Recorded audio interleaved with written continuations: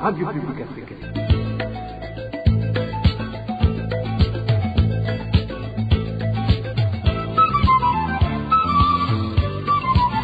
Radio Publique Africaine.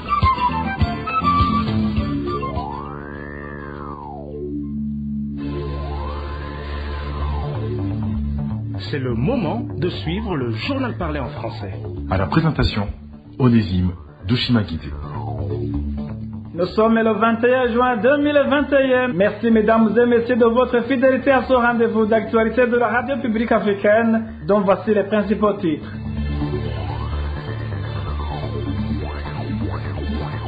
En page sécurité, une dizaine de personnes ont été blessées dans la nuit de samedi dernier après avoir été passées à tabac par des policiers de Imbonerakure au chef-lieu de la commune Malangara en province Ngozi. Une douzaine d'organisations internationales appellent l'Union européenne à honorer ses engagements en faveur des droits humains au Burundi. Ces organisations démontrent dans une lettre ouverte adressée aux hauts représentants de l'Union européenne que les raisons à l'origine des sanctions contre le gouvernement burundais sont toujours valables malgré les promesses du président Evariste Ndayishimiye. Et la pandémie de coronavirus gagne de nouveau du terrain dans différents pays de la sous-région. Des pays qui banalisaient jusqu'à cette pandémie commencent à arrêter des mesures plus strictes de lutte contre ce virus. Voilà pour le sommaire.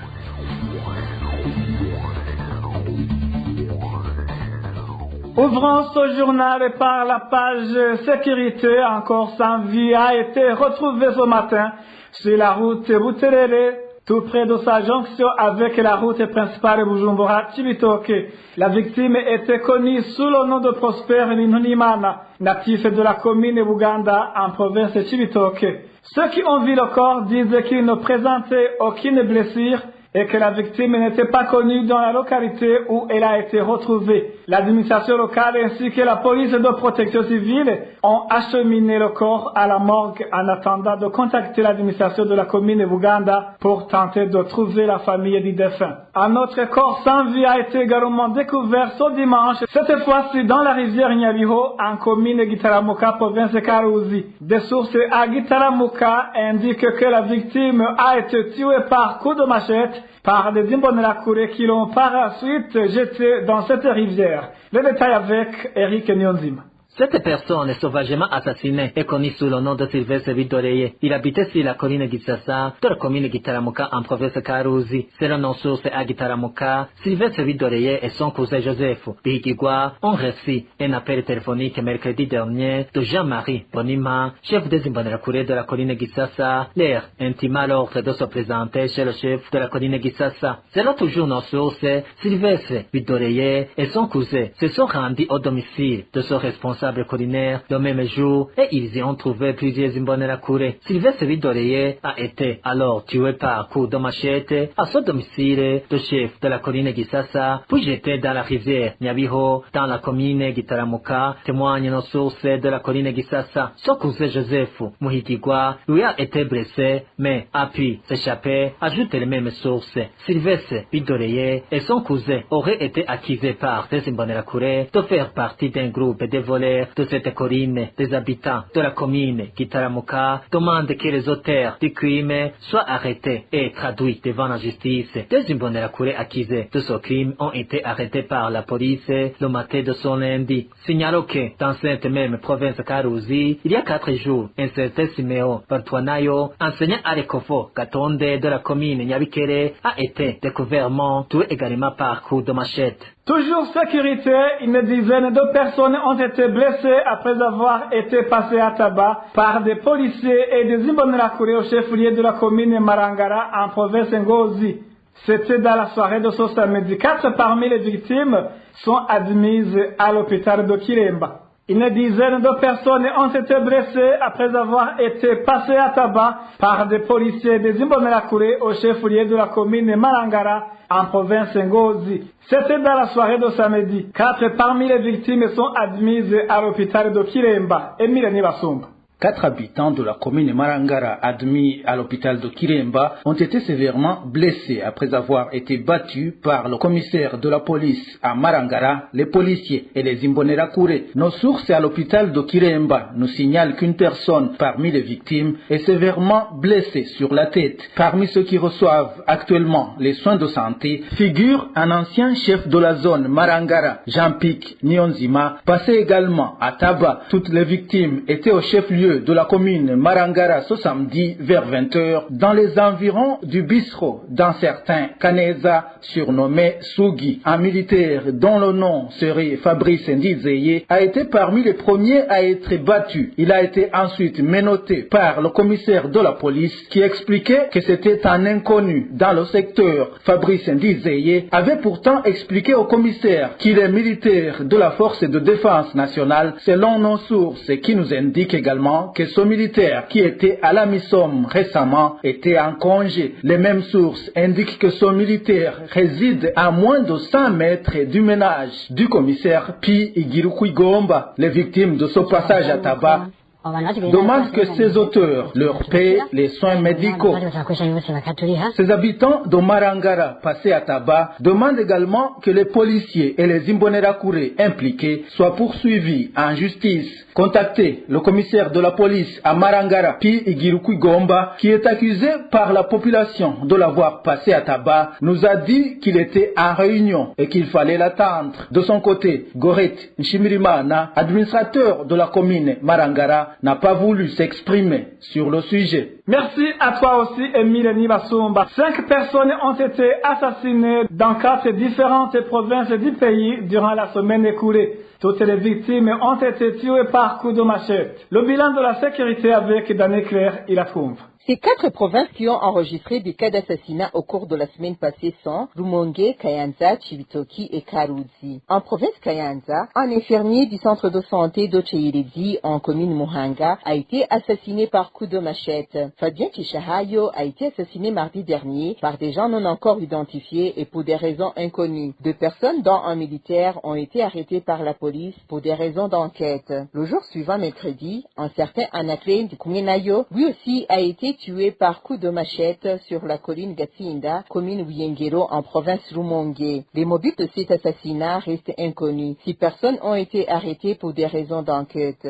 Jeudi dernier, un sexagénaire de la province Chibitoki du nom de Gabriel Muzukongira a été tué également par coup de machette par des inconnus sur la colline Ruvumera de la commune Rugombo. Pour ce crime aussi, les auteurs et le mobile restent inconnus. 2 personnes ont été arrêtées pour des raisons d'enquête. La 4e province qui a enregistré des cas d'assassinat cette semaine écoulée est Karuzi. Comme dans les 3 autres provinces, les 2 victimes de la province ont été assassinées également par coup de machette. Le premier a été assassiné jeudi dernier en commune Nyabikere. Simon Barutswanayo était enseignant à l'Ekofo Gatonde. Le second est de la commune Gitaramuka. Sylvestre Vidoreye a été tué par des Imbonerakure et jeté dans la rivière Nyabiho. 2 présumés auteurs ont été arrêtés le matin de ce lundi. Eh bien, merci à toi aussi, Daniel Claire. Il a trouvé va courte pause. Nous entamons la page justice. Réduction de la peine contre Germain Rukuki, ancien agent de la CAT Burundi. Selon une source judiciaire, la cour d'appel de la commune Nahangwa vient de réduire à 1 année de prison de peine contre cet activiste de la société civile. La cour d'appel de la commune Nahangwa vient de réduire à 1 année de prison la peine contre cet activiste de la société civile. Il devra aussi verser une amende de 50 000 francs burundais. En 2018, Germain Rukuki avait été condamné à 32 ans de prison. Il venait déjà de faire près de 5 ans d'emprisonnement. En page politique, 12 organisations internationales appellent l'Union européenne à honorer ses engagements en faveur des droits humains au Burundi. Dans une lettre ouverte adressée aux représentants de l'Union européenne et au vice-président de la même communauté, ces organisateurs internationales impliqués dans la protection des droits humains démontrent que les raisons à l'origine des sanctions contre le gouvernement burundais sont toujours valables malgré les promesses du président Ndayishimiye. Et le point avec Bob Ruguric. Dans cette lettre ouverte envoyée aux hauts représentants et vice-présidents de l'Union européenne ainsi qu'aux ministres des Affaires étrangères des États membres de l'Union européenne, 12 principales organisations européennes appellent l'Union européenne à la prudence dans sa volonté de reprendre la coopération avec le gouvernement burundais. Les 12 organisations rappellent aux dirigeants européens que le régime du CNDD-FDD a commis des crimes contre l'humanité d'après le rapport de la commission d'enquête des Nations Unies. Et ces crimes ont également été commis lors des élections qui ont conduit le président Ndayishimiye au pouvoir. Par ailleurs, ces organisations précisent que des crimes restent d'actualité au Burundi, raison pour laquelle, ajoute la lettre, l'Union européenne devrait exhorter les autorités burundaises à respecter les obligations régionales et internationales en matière des droits de l'homme. Ces organisations impliquées dans la protection des droits humains rappellent les raisons qui ont motivé les sanctions européennes et les conditions qui étaient posées pour la levée de ces sanctions. Et dans la foulée, ces défenseurs européens des droits humains demandent à l'Union européenne de ne pas passer outre ses propres critères et principes fondamentaux pour la seule volonté d'améliorer les relations diplomatiques. Ces 12 organisations européennes reconnaissent néanmoins quelques améliorations limitées selon leurs termes, à savoir la grâce accordée aux 4 journalistes et à d'autres prisonniers politiques, mais elles déplorent le maintien en prison de l'activiste Germain Rukuki et de l'ancien député Fabien Bantiganino et surtout la persistance des violations graves des droits de l'homme contre des journalistes et des activistes de la société civile. Dans nos éditions ultérieures, nous décortiquerons les différents aspects de cette lettre ouverte. L'Union européenne a donné l'orientation aux experts juridiques de travailler afin que soit révoquée la mesure qui suspendait l'aide financière au Burundi. L'annonce a été faite ce lundi matin par l'ambassadeur de l'Union européenne au Burundi au sortir de son audience avec le président burundais Evariste Ndayishimiye. L'ambassadeur Claude Bochou précise qu'il s'agit d'une évolution motivée par certains progrès enregistrés dans certains domaines, mais que d'autres progrès sont attendus dans d'autres domaines.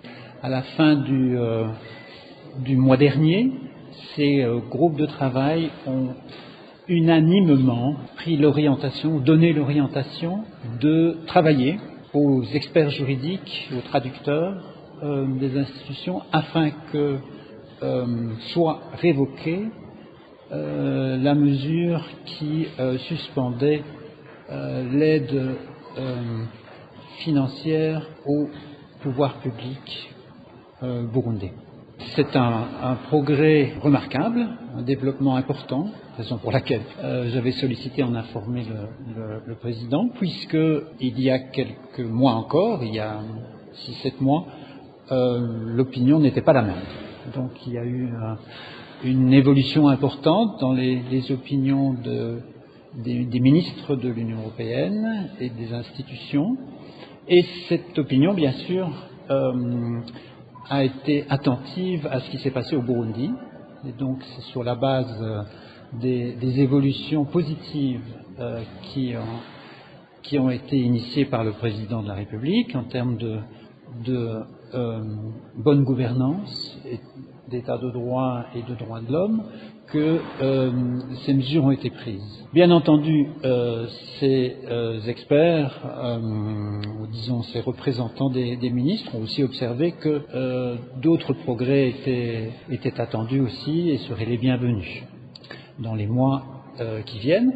Et c'est pour ça que nous nous sommes réjouis, le président et moi-même, que ce dialogue politique entre l'Union européenne et le Burundi avait été repris il y a quelques mois. Et c'est ce dialogue-là qui nous permet de suivre et d'alimenter, je dirais, les réformes qui petit à petit voient le jour dans ce pays.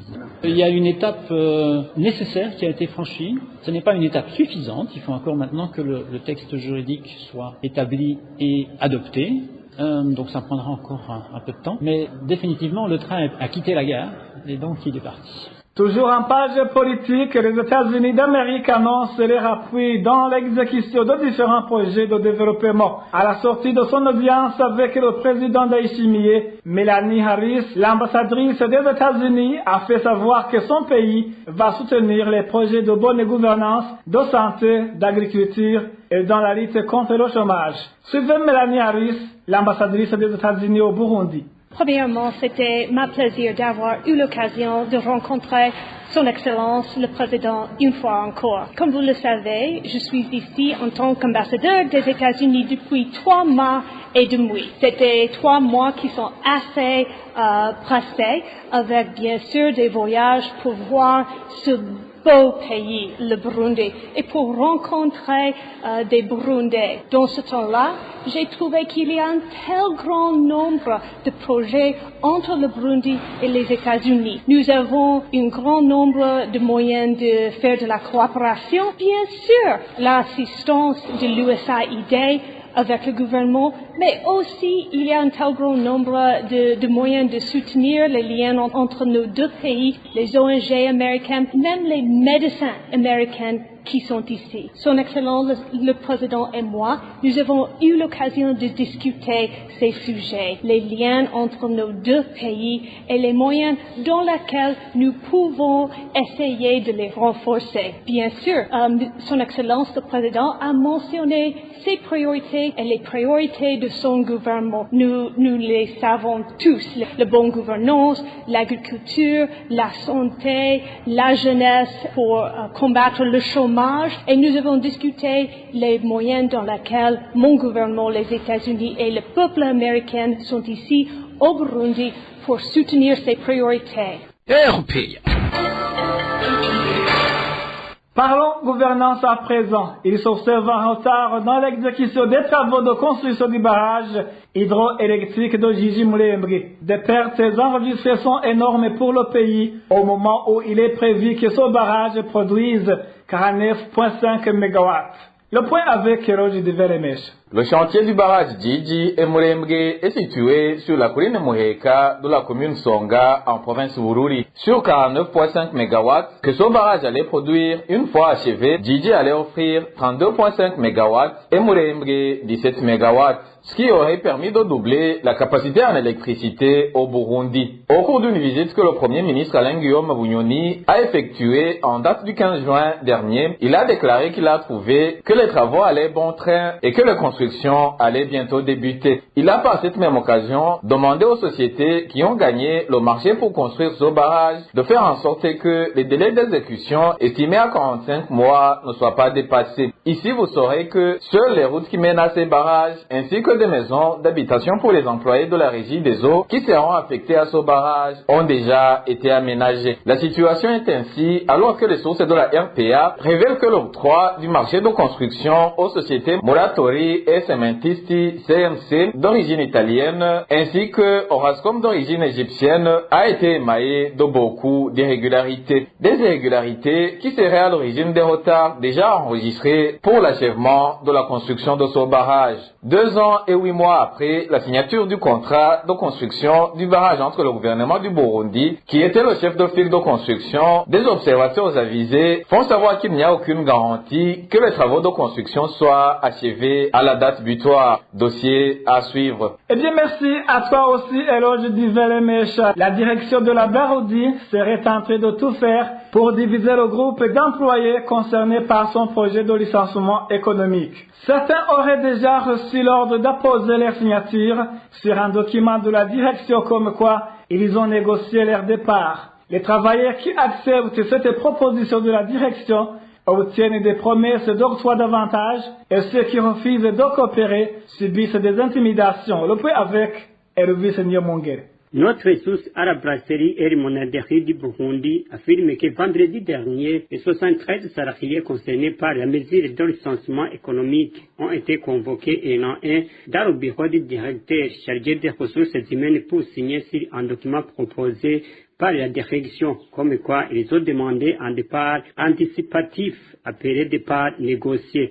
L'objectif du dit document de la rédaction de la RPA dispose de la copie RIBE comme suit. Demande de partir anticipativement. Les travailleurs qui acceptent la proposition de la direction auront beaucoup d'avantages chez les sous-traitants. Les reprochés patrons ajoutent nos sources qui précisent qu'au moins 8 employés avaient déjà signé le document vendredi dernier. Ils ont été convoqués un à un dans la direction. Ils ont tous été obligés de signer signé sur le document qui demande de quitter l'entreprise anticipativement et volontairement. Ils ont été informés qu'ils seront mieux rémunérés chez les nouveaux patrons. C'est la politique de nous diviser et de détruire notre solidarité. 8 employés parmi nous ont déjà signé ce document. Les employés qui ont refusé de coopérer avec la direction ont déjà commencé à subir des intimidations seront toujours notre source. Ceux qui seront présentés ont reçu l'ordre de ne pas dévoiler l'objet de leur entretien et que ceux qui le feront seront considérés comme des traîtres. Si tu refuses de signer, tu es menacé, tu es accusé de dévoiler les secrets de l'entreprise, ce qui est punissable. Selon nos sources à la Brahoudi, ce licenciement économique va toucher à peu près 250 salariés, y compris ceux de Bradjitan. L'effectif du personnel de la Brahoudi avoisine 670. Désenchantement pour la population qui habite dans les alentours de l'usine de fabrication du ciment Buseko, c'est au chef-lieu de la province de Cibitoke. Alors qu'ils s'attendaient à la délocalisation imminente de cette usine, elle est plutôt en train de se construire de nouveaux locaux. Pourtant, selon la population, le président de la République en déplacement dans cette province avait rassuré la population que Buseko devrait être délocalisé. Le point avec Francine Mahoro. Depuis avril dernier, l'usine de Buseko procède à la construction de nouveaux locaux, devra être solide si 10 mois. On se réfère à l'armature du fond du bâtiment, mais aussi des fers à béton des colonnes. La population sur place précise que c'est un indicateur que l'usine de Buseko ne compte pas déménager. La population se voit délaissée. On procède à la construction de nouveaux bâtiments dans la cour intérieure de la Buseko. Pourtant, on nous avait promis que l'usine devait être délocalisée. Nous demandons alors comment une usine qui compte être délocalisée continue à construire de nouveaux bâtiments. Ça montre tout simplement qu'elle se consolide et par conséquent qu'elle ne compte pas déménager. Sinon, ces constructions allaient être érigées à son nouveau site. Nous sommes désespérés puisqu'elle continuera à affecter notre santé. Selon la population aux alentours de cette usine, le président Nkurunziza souhaitait que ce soit la population qui soit délocalisée, mais le président Ndayishimiye, lui, a tranché pour la délocalisation de l'usine Buseko. Avec le deuxième vice-président comme médiateur, on s'était convenu que ce soit la population qui soit délocalisée. L'argument avancé était que non seulement Buseko avait déjà utilisé beaucoup de moyens, mais aussi qu'elle avait demandé l'extension. On avait déjà accepté et il fallait que Buseko s'engage à nous indemniser. Ce processus a été suspendu au mois de juin. Avec le nouveau président, le président Ndayishimiye a effectué une descente à la province. Dans son entretien avec les représentants de la population, il avait promis que ça devait être l'usine qui soit délocalisée et avait promis que le processus allait commencer dans les meilleurs délais. Le président Ndayishimiye avait effectué sa descente en province de Cibitoke le 22 septembre 2020. Lors de la plénière du 28 janvier 2021 à l'Assemblée nationale, le ministre de l'Environnement, de l'Agriculture et de l'Élevage, Dogi Derulema, avait évoqué le projet de délocalisation des usines implantées dans les quartiers résidentiels lors de son exposé des motifs du projet de loi portant code de gestion des produits chimiques. Merci à toi aussi, Francine et Mahoro. Courte pause. Nous entamons la page 5.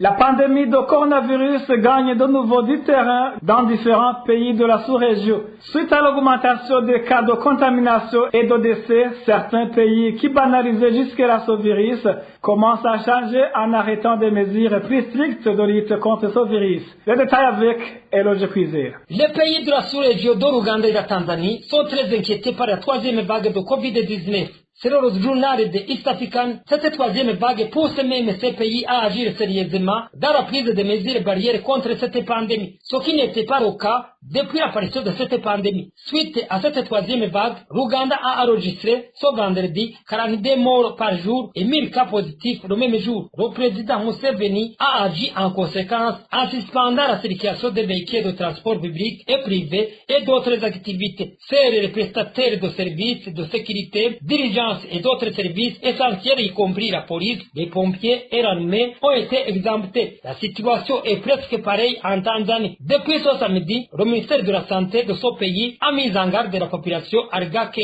la pandémie de Covid-19 n'est plus une blague. Le même ministère a demandé à toutes les autorités gouvernementales de veiller à ce que le port de masque, le lavage des mains à l'eau courante et au savon ou l'utilisation des désinfectants soit respecté. Depuis l'apparition de cette pandémie, la Tanzanie avait pris à la légère cette pandémie, dira l'époque de fait président Pombe Magufuli, en ignorant la mise en place des mesures barrières contre le Covid-19. Une situation qui a changé sous le régime de Samia Suluhu qui l'a succédé. Par ailleurs, certaines régions du Rwanda sont mises en quarantaine suite à l'augmentation des cas positifs de Covid-19. Dans la sous-région, ces pays sont pris visités par les Burundi. Au Burundi, le respect des mesures barrières contre cette pandémie ne sont pas dit tout bien respectés. De plus, les frontières qu'ils partagent avec le Congo et la Tanzanie ont été réouvertes. À ces frontières, les mesures barrières ne sont même pas bien respectées. Célébration ce lundi de la Journée internationale des réfugiés au camp de Mahama au Rwanda, organisée par la Maison Shalom. À l'ordre du jour était aussi la remise des certificats des premiers lauréats de l'Académie Ubuntu ainsi que le lancement du projet Agateka Kachu Found. Le point avec Emma Benishim. Les cérémonies de la Journée internationale des réfugiés ont débuté vers 12h de ce lundi au camp de Mahama. Ces cérémonies ont été rehaussées par la présence de Marguerite Barangitse, la représentante légale de la Maison Shalom, le chef du secteur de Mahama qui abrite le dit camp, ainsi que certains réfugiés urbains et de la diaspora. Cette journée a débuté par la remise de certificats aux participants des formations qui ont duré 6 mois dans le cadre du projet d'éducation et d'échange de connaissances appelé Ubuntu Academy. Dans son allocution, Marguerite Barangitse a tenu à remercier le Rwanda d'avoir accueilli et soutenu les ressortissants burundais en exil. Les Belges ne s'étaient pas trompés. Ils appelaient nos deux pays Burundi-Rwanda. Nous avons quitté cet autre Rwanda et sont venus au Rwanda de Gasabo et ils nous ont donné un bel espace. Ils nous ont recommandé d'acquérir le savoir-faire en attendant qu'ils nous raccompagnent vers notre patrie. Ils nous ont dit qu'un jour, nous pourrons ensuite traverser la Kanyaru ou bien la Kagera tête haute. Alors, permettez-moi de lancer un cri d'allégresse pour vous rendre hommage.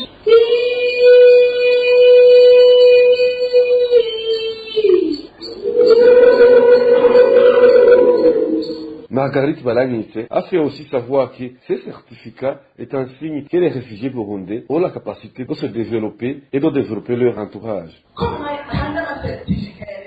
Quand vous avez reçu des certificats de résilience, cela veut dire que nous avons refusé de courber les chines. Nous avons décidé de garder la tête haute.